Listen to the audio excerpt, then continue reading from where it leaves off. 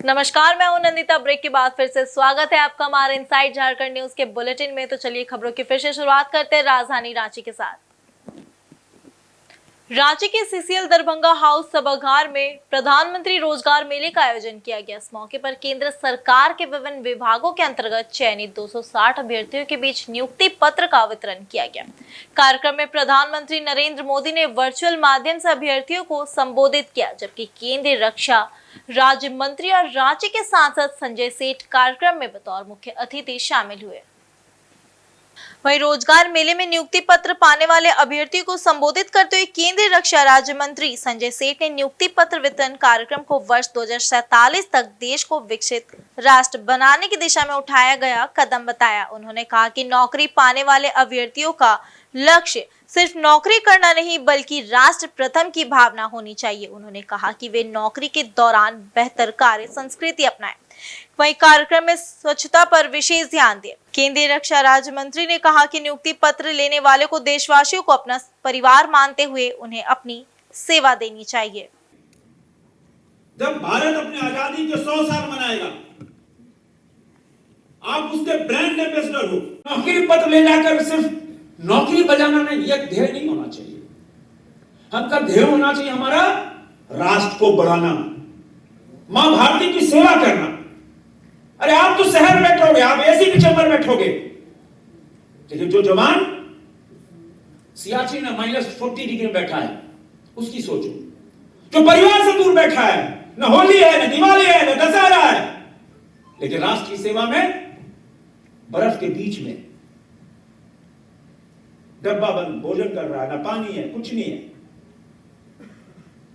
जब 50 degree temperature में वो जवान बैठा है, मां भारती की सेवा कर रहा है, आप तो चैम्बर में बैठने जा रहे हो, एसी में बैठने जा रहे हो। मैं आपको कोई हतोत्साहित नहीं कर रहा, आपको आपका कर्तव्य याद दिला रहा। कैसा होगा कर्तव्य?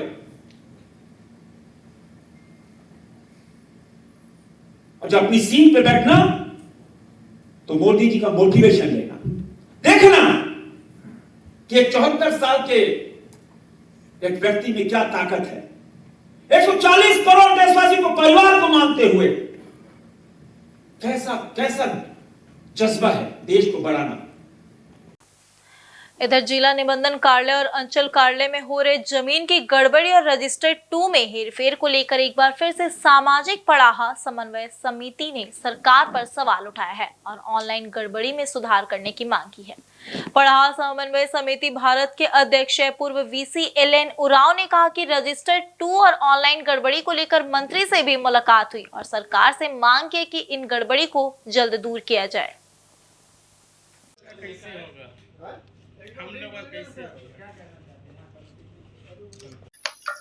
और फिलहाल हम जो एक सोसाइटी है ट्राइबल लोगों का पढ़ा समन्वय समिति, उसमें हम उपाध्यक्ष के रूप में जुड़े हुए हैं। और पिछले दिन नौकरी से रिटायर होने के बाद चुनाव भी लड़े थे माननीय विधानसभा से।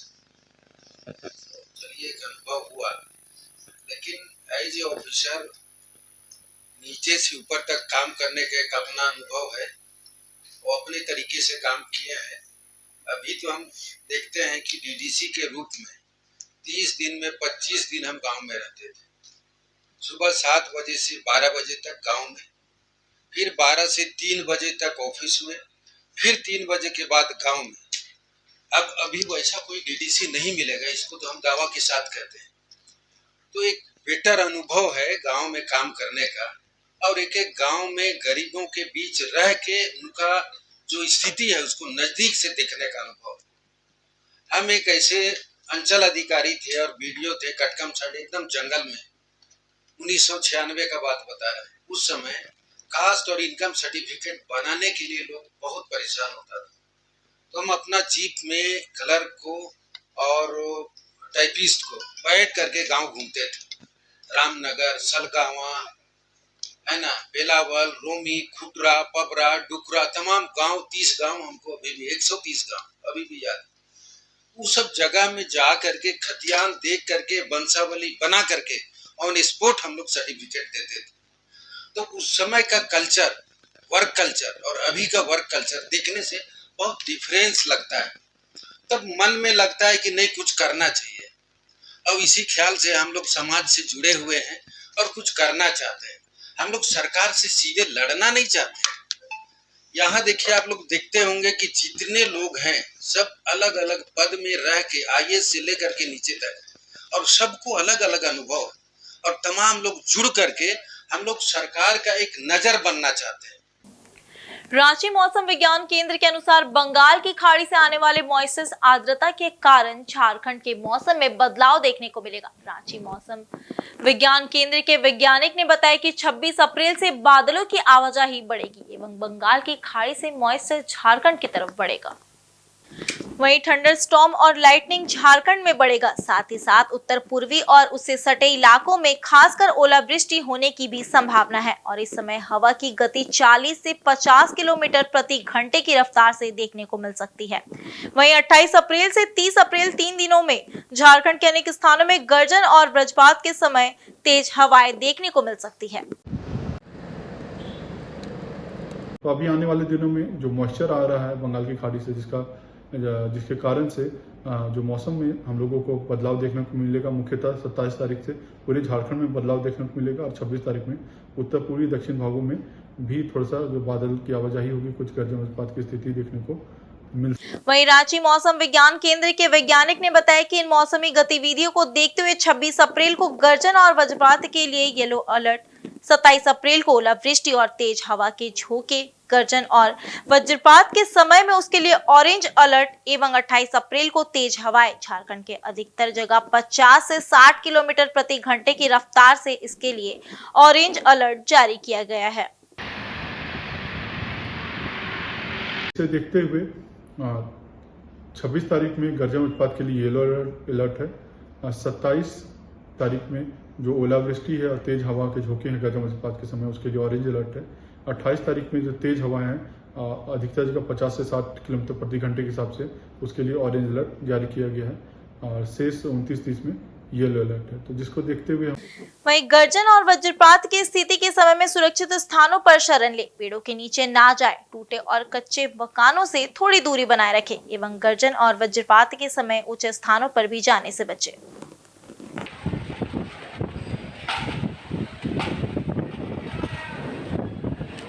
तो जिसको देखते हुए हम लोग उम्मीद करेंगे कि झारखंड वासी थोड़ा सा सचेत रहें और आप गर्जन वज्रपात की स्थिति के समय में आप सुरक्षित स्थान पर शरण लें। आप पेड़ों के नीचे न जाएं, टूटे कच्चे मकानों से थोड़ी सी दूरी बना के रखें, इलेक्ट्रिक पोल से दूरी बना के रखें, इलेक्ट्रॉनिक डिवाइस से दूरी बना के रखें और ऊंचे स्थानों पर जाने से बचें उस समय में जब गर्जन वज्रपात की स्थिति होती है। तो अभी आने इधर सरायकेला थाना क्षेत्र के विजय गांव में खुशियों का माहौल मातम में बदल गया जब शुक्रवार की रात एक सड़क हादसे में 35 वर्षीय युवक गुनाधार तिवारी की मौत हो गई। घटना रात 10:30 बजे से लेकर 11 बजे के बीच दुगनी आदर्श कॉलोनी के समीप उस समय हुई जब गुनाधार अपने भाई के शादी समारोह के दौरान कुछ सामान लेने के लिए बाजार जा रहा था। शादी घर की खुशियों का माहौल मातम में बदल गया। स्थानीय लोगों द्वारा परिवार वालों को 11 बजे के आसपास सूचना दी गई। इसके बाद पूरे परिवार में अफरा तफरी मच गई। मृतक गुनाधार तिवारी अविवाहित था। शुक्रवार को मृतक गुनाधार के चचेरे भाई अजय तिवारी की शादी था। इस दौरान रात 10:30 बजे के आसपास वह कुछ घरेलू सामान लेने के लिए बाइक से सरायकेला बाजार आ रहा था। दुगनी आदर्श कॉलोनी के समीप अज्ञात वाहन ने उसे सामने से टक्कर मारी जिससे घटनास्थल पर ही उसकी मौत हो गई।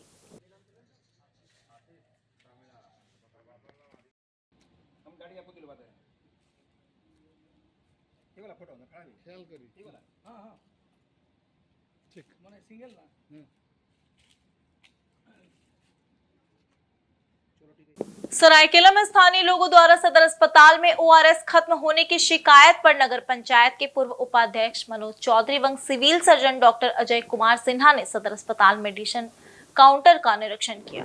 वहीं निरीक्षण के दौरान सिविल सर्जन ने पाया कि स्टॉक अवेलेबल है परंतु अस्पताल के मेडिसिन काउंटर में नहीं पहुंची है, जिसके कारण पिछले 24 घंटे से अधिक समय से ओआरएस लोगों को नहीं मिल पा रही थी।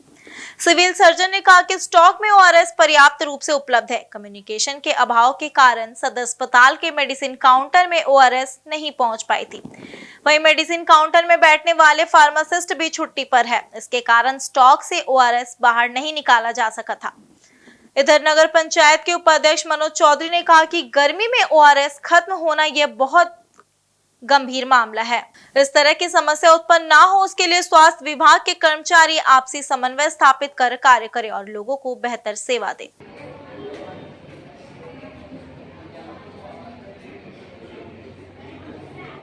इसको बताया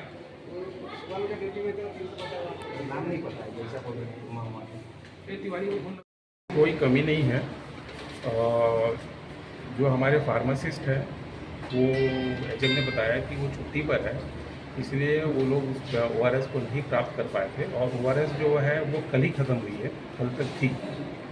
और हमारा जो मेन स्टोर है वहाँ पर ओआरएस उपलब्ध है। हमें जैसे ही जानकारी मिली हमने ओआरएस अस्पताल में भिजवा दिया। मुझे कल शिकायत मिली कि सरायकेला सदर अस्पताल में ओआरएस नहीं है और भी कुछ कमियों की शिकायत मिली, और जिसका मैंने तत्काल सिविल सर्जन से बात की और अभी सिविल सर्जन के साथ हम लोगों ने वार्ड का भी निरीक्षण किया और फार्मासिस्ट का स्टॉक भी देखा। सचमुच कल ही ओआरएस खत्म हो गई थी और सीएस महोदय ने तत्काल ओआरएस मुहैया करा दिया है और किसी प्रकार की शिकायत मिलने पर उन्होंने तत्काल उसको दूर करने का आश्वासन दिया है। इधर चांडिल से जमशेदपुर की ओर जा रहे एक ट्रेलर में कांदरबेड़ा नौका घाट के पास अचानक आग लग गई। ट्रेलर में आग इतनी तेजी से फैली कि कुछ ही देरों में लपटे सड़क किनारे जंगल की ओर बढ़ने लगी। वहीं घटना के दौरान ट्रेलर का ड्राइवर वाहन छोड़कर फरार हो गया। स्थानीय लोगों ने तत्काल इसकी सूचना अग्निशमन विभाग को दी। वहीं आग लगने के कारणों का पता अब तक नहीं चल पाया है। ट्रेलर में क्या लदा था और किसी की हताहत होने की सूचना है या नहीं, इसकी जांच की जा रही है। पुलिस ने मौके पर पहुंचकर इलाके को घेर लिया है और ड्राइवर की तलाश शुरू कर दी है। प्रशासन ने आग पर जल्द काबू पाने और जंगल में आग फैलने से रोकने के लिए अतिरिक्त दमकल वाहन भी बुलाए हैं।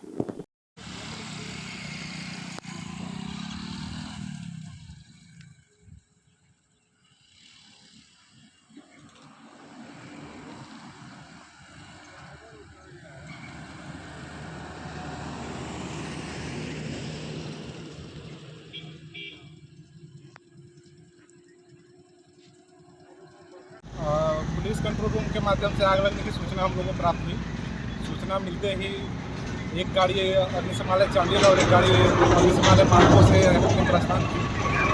जगह के लोकेशन की सही जानकारी नहीं होने के कारण गाड़ी पहुँच कर थोड़ी सी विलम्ब हुई।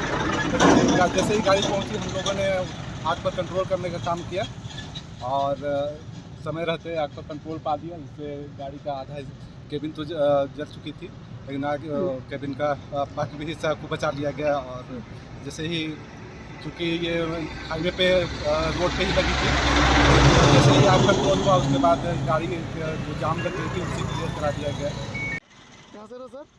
NH से आ रहा था कांदरबेड़ा तरफ से जी, और ये अचानक इसमें अपने आप शॉर्ट सर्किट से आग लगा।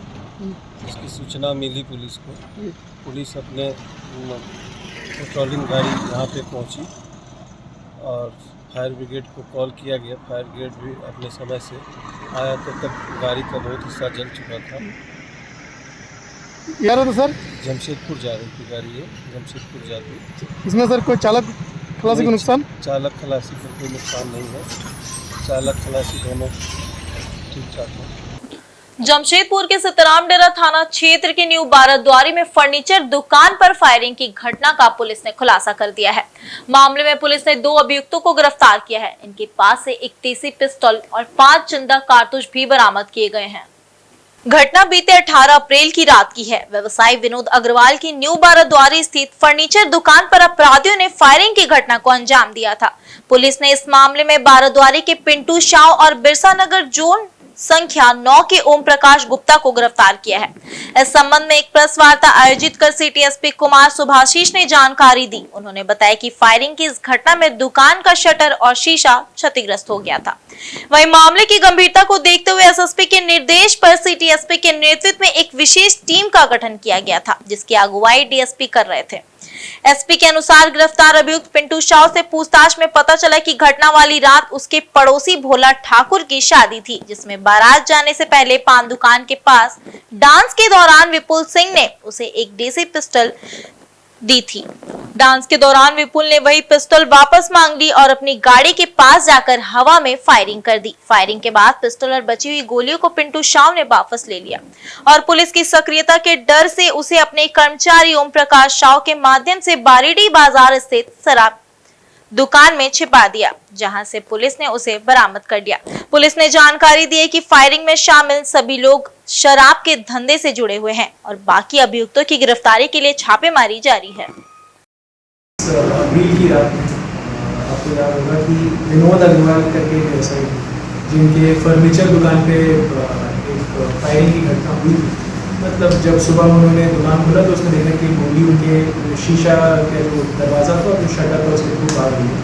तो इसमें क्योंकि फायरिंग का मैटर इन्वॉल्व था तो इसमें SSP सर के द्वारा एक टीम मेजर की गई, उसको भी DSP मुख्यालय पर बोला प्रसाद कर रहे थे और इसमें कानून भूमिका सीताराम मेरा थाना प्रभारी इंस्पेक्टर को मंडल ने निभाई हुई। इसमें हमने त्वरित कार्य करते हुए हमें गुप्त सूचना फिर मिली कि एक व्यक्ति हैं पिंटू साहु जो कि सीताराम मेरा थाना क्षेत्र के ही रहने वाले हैं। इनसे हमने पूछताछ किया और फिर हमें पता चला कि इनको एक हथियार था जो गैर लाइसेंसी हथियार था, इनको विपुल सिंह द्वारा दिया गया था। और इसमें मामला ये था कि एक शादी का बारात जा रहा था जो कि पिंटू साहु के दोस्त की शादी का बारात था। उसमें लोग सब जा रहे थे। विपुल सिंह ने इन्हें पहले ही हथियार दिया था और उसी हथियार को लेकर विपुल सिंह द्वारा हवाई में हर्ष फायरिंग की और उस पर वापस वो हथियार को पिंटू साहु ने अपने पास लिया और ओम प्रकाश गुप्ता जो कि शराब के काम में लिप्त थे उसके दुकान पर। तो हमने उनको पिंटू साहु को डिटेन किया, उनसे क्वेश्चनिंग की। उनके क्वेश्चनिंग के बेसिस पर हमने हथियार रिकवर किया और जो ओम प्रकाश गुप्ता है उन्हीं के दुकान से हथियार रिकवर हुआ है तो उनको भी हम लोग इसमें अरेस्ट कर रहे हैं इस मामले में। इस प्रेस कॉन्फ्रेंस करने का मेन मकसद असल में ये है कि जमशेदपुर में पिछले 1.5 महीने में 3 हवाई फायरिंग के मामले आए हैं हर्ष फायरिंग के। देखिए, हर्ष फायरिंग करना एक कानूनी अपराध है। हरी आपका जो हथियार है वो लाइसेंसी हो या गैर लाइसेंसी हो, आर्म्स एक्ट का सेक्शन 25(9) है, उसको आप सभी जाके एक बार पढ़ लें। उसमें 2 साल की सज़ा है। हर्ष फायरिंग चाहे आपके पास लाइसेंसी हथियार हो या गैर लाइसेंसी हो तो फिर तो कोई बात ही नहीं है उसमें कोई, मतलब there is a bigger problem at hand. But even with a लाइसेंसी हथियार आप उसमें हर्ष फायरिंग नहीं कर सकते। ये लाइसेंस में क्लियर लिखा रहता है और यदि उसका उल्लंघन किया जाता है तो आपके विरुद्ध कानूनी कार्रवाई की जाएगी और 2 साल की सज़ा आपको मिलेगी। बताइए। इधर Jamshedpur NTTF RD Tata education Tata technical training institute कोटा के छात्रों ने पर्यावरण के प्रति जागरूकता और तकनीकी नवाचार का उदाहरण प्रस्तुत किया है। यहाँ के CP 15 विभाग के अंतिम वर्ष के 4 छात्रों की टीम ने एक अत्याधुनिक इलेक्ट्रिक 4-व्हीलर व 2-व्हीलर का डिजाइन विकसित किया है। वहीं इस परियोजना का मुख्य उद्देश्य सस्टेनेबल ट्रांसपोर्टेशन को बढ़ावा देना और कार्बन उत्सर्जन में कमी लाना है ताकि आने वाली पीढ़ियों को एक स्वच्छ और सुरक्षित पर्यावरण मिल सके। इस परियोजना का नेतृत्व अंकिता श्रीवास्तव ने किया। इनकी टीम में विशाल सरकार, शोमिल देवराज एवं अमिताभ कुमार शामिल थे। पूरे प्रोजेक्ट को कौशल कुमार ठाकुर के मार्गदर्शन में सफलतापूर्वक पूरा किया गया। इस इलेक्ट्रिक 4-व्हीलर में कई विशेषताएं हैं। ये रिचार्जेबल बैटरी पैक से संचालित है, शून्य प्रदूषण उत्सर्जन, कम ऊर्जा खपत में अधिक दूरी तय करने की क्षमता, रिजनरेटिव बैंकिंग, ABS और ESC जैसे उन्नत तकनीकों से युक्त यात्री और सामान के लिए पर्याप्त जगह के साथ शानदार इंटीरियर मौजूद है। वहीं छात्रों का कहना है कि वे इस डिजाइन को और बेहतर करते हुए इसके व्यवसायीकरण और बड़े स्तर पर उत्पादन की संभावनाओं की भी तलाश करेंगे। इनका उद्देश्य है कि वे भारत के इलेक्ट्रिक मोबिलिटी मिशन में सार्थक योगदान दे सके। यह परियोजना छात्रों की तकनीकी दक्षता, पर्यावरणीय प्रतिबद्धता और रचनात्मक सोच का प्रभावशाली प्रमाण है, जो भारत के हरित भारत की दिशा में एक ठोस कदम है। छात्रों ने इस उपलब्धि में पूर्व सहयोग के लिए प्रधानाचार्य प्रीता जॉन, विभागाध्यक्ष एवं परियोजना समन्वयक अजीत कुमार, सेक्शन इंचार्ज मनीष कुमार और परियोजना मार्गदर्शक ज्योति कुमारी ठाकुर के प्रति हार्दिक आभार प्रकट किया है।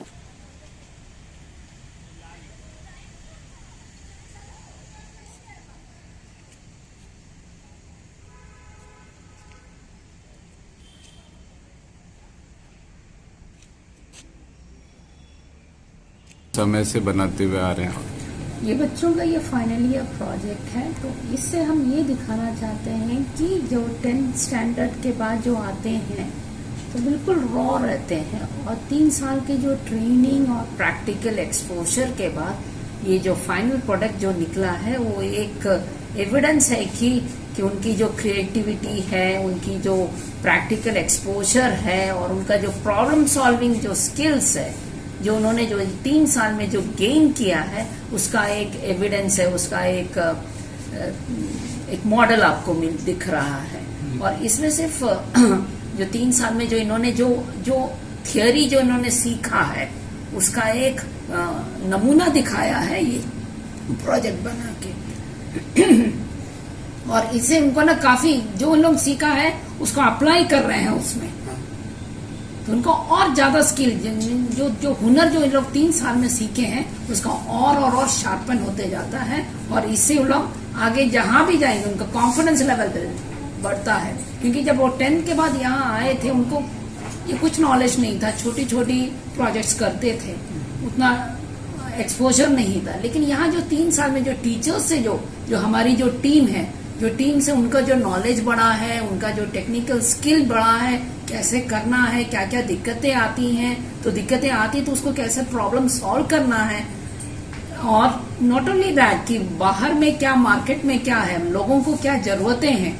ऐसा नहीं है कि हमें एक मॉडल बना दिया, लेकिन इन्होंने ऐसा नहीं किया। बाहर में जैसे उन्होंने कहा कि जो 2 व्हीलर है, ओल्ड लेडीज है, उनको दिक्कत होता है कहीं भी जाके पार्क करने के लिए या रिवर्स करने के लिए। तो ये सब देखते हुए कि प्रैक्टिकल जो नॉर्मल कॉमन आदमी को जो प्रैक्टिकल दिक्कतें आती हैं उसको लोग सॉल्व करते हुए ये मॉडल बनाया गया है। तकनीकी क्षेत्रों में आज के युवा जो है उसको क्या सही आगे जैसे बताना चाहेंगे? ये हम करना चाहते हैं कि आज के जमाने के लोगों को अपना जो क्रिएटिविटी बढ़ाए, अपना जो अपने नजरिए से उन लोग अपना जो देखे कि वो कैसे उन लोग सॉल्व कर सकते हैं। और